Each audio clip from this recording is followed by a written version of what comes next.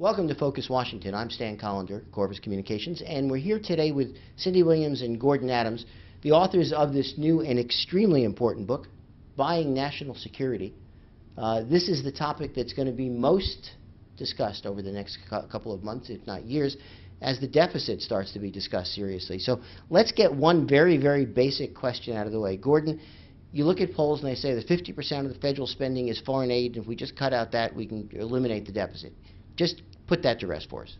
You can do that statistically. About 1.3% of the federal budget is in fact in international affairs, and about half of that is actually foreign aid. So it's less than 1%.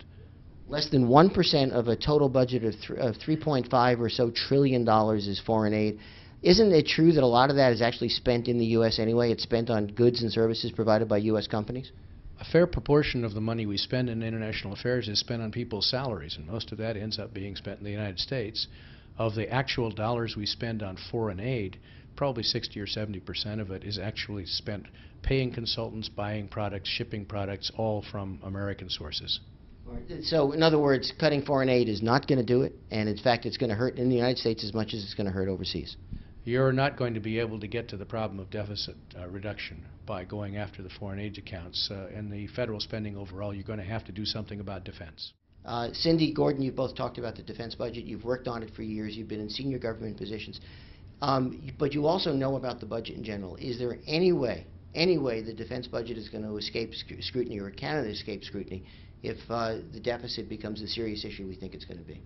I think there's no way that defense can escape scrutiny. It's one of the largest expenses that the United States has, and it's got a lot of waste and a lot of areas where scrutiny is very much warranted. It's waste in the defense budget. There are some people who would think that every dollar spent on defense is not wasteful but necessary. That's not true from what you're telling me. Well, in fact, when people talk about cutting the defense budget right now, and Secretary of Defense Gates is the first to say this, the first thing they often look at is the equipment spending.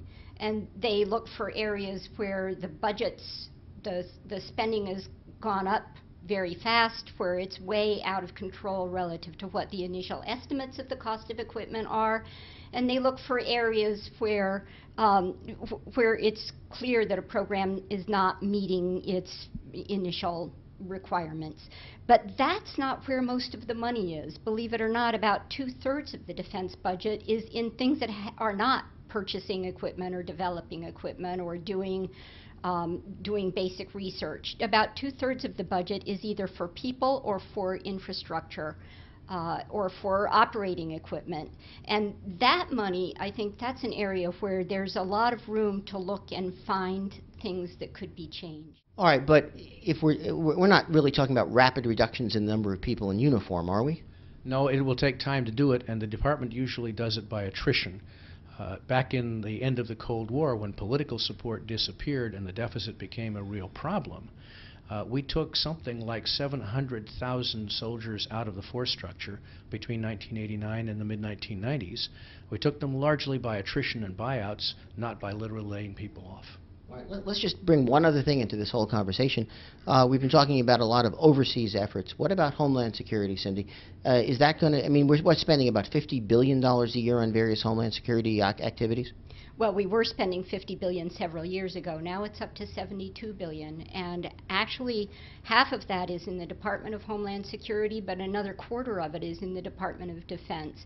It's an area that's risen more rapidly than any other area of security spending in the federal government, and it's certainly one that's ripe for taking a look at efficiencies. Well, let me ask this of both of you. Last question.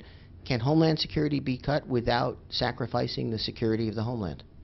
I think it absolutely can. There are areas where we're spending huge amounts of money and aren't really certain of what that money is good for. Just take a look at the amount of money that's being spent on TSA, the Transportation Security Administration.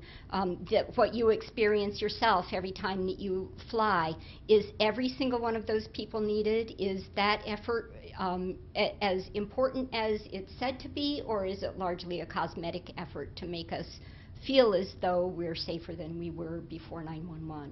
Okay, Gordon, last question to you. If there's one area you think we should be focusing on or looking at as defense reductions come about, as people start considering how to bring that deficit down, where do you think the most likely is within the military, homeland security, national defense, foreign affairs budget?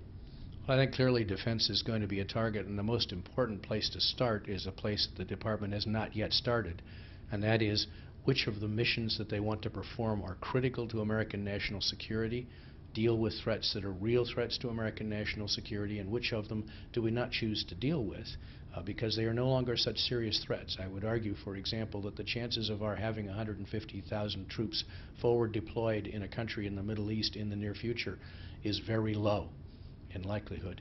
If we're going to not have a big commitment to counterinsurgency and stabilization operations overseas, it's a place you can realize some savings in the force structure. Great. The book is called Buying National Security. The authors are Gordon Adams and Cindy Williams. Thank you both for being here today. Thank you. Thanks, Dan.